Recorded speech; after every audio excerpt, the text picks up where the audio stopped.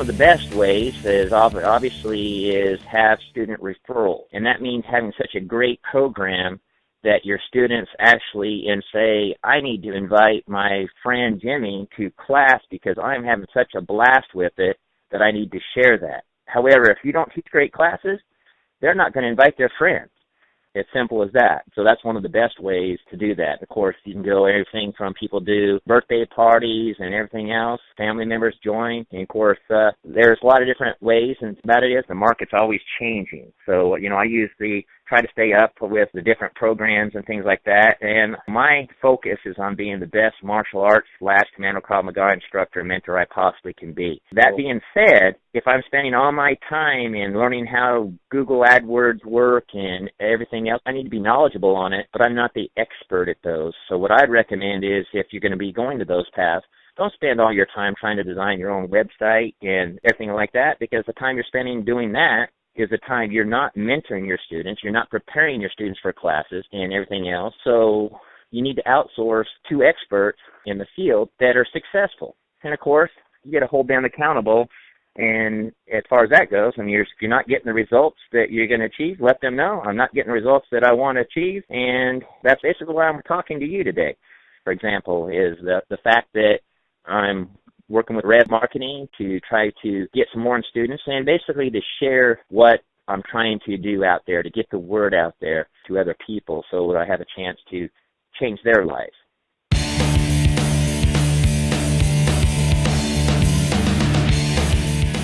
The biggest thing I get from that is a group of mentors and peers that I work with to continue to push ourselves, because we are always training, we're always evolving. The difference between CKM, Commando Krav Maga, and even some of the other reality-based self-defense systems is that we are constantly evolving. We're constantly trying to make our system better, not just in how we teach, but also if we find that we're having students that are having a difficult time with a certain technique or such, we will try to evolve that technique and try to make it even better so that it works regardless, because if it cannot be used by a small person against a much larger person, it will not be added into the curriculum. And so I've seen techniques that have started off as a beginner level technique, but that students are having a harder time learning it, get moved to a more advanced technique where they've had more time to train, and something more simple come down. For example, pinning against punches, we use what's called a helmet or a double rhino for the kids, and all they have to do is cover up and not get hit, and how to teach that.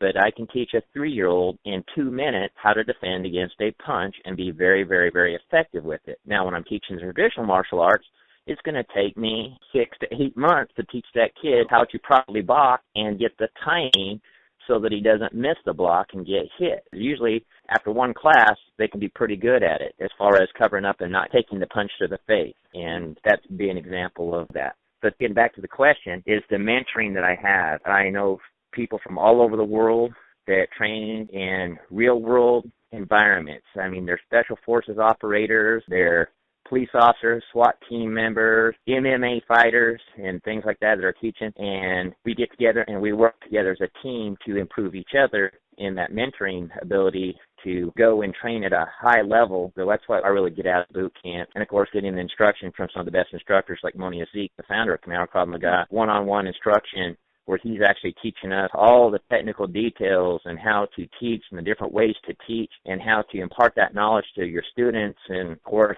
anytime that a student has problems, there's usually another instructor that says, yes, I had a student that was having the same issues. This is how I taught that student so they could get it, or even to the point where some of the technique might have to be modified. For instance, I've had a gentleman that had a stroke. He only has one arm that works. He can grab with the hand, but he can't lift it. So you have to modify the techniques accordingly, and it teaches you not necessarily what is the technique.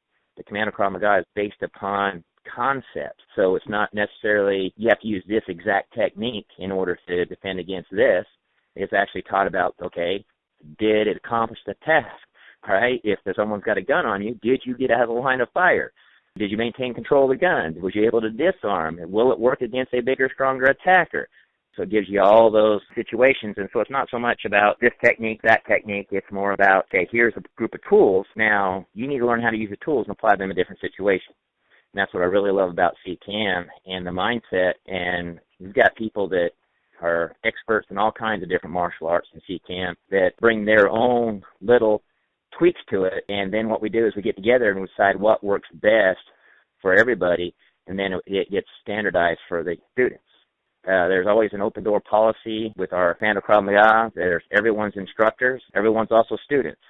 Even the chief instructor, which is Moni, says he's also a student in Commando Krav Maga. There's always more to learn, and so we're constantly evolving. And so he's got open door, and he'll ask your opinion. What do you think about this technique? And, of course, we test everything. Any situation you think of, we test it. And how's it going to be tested?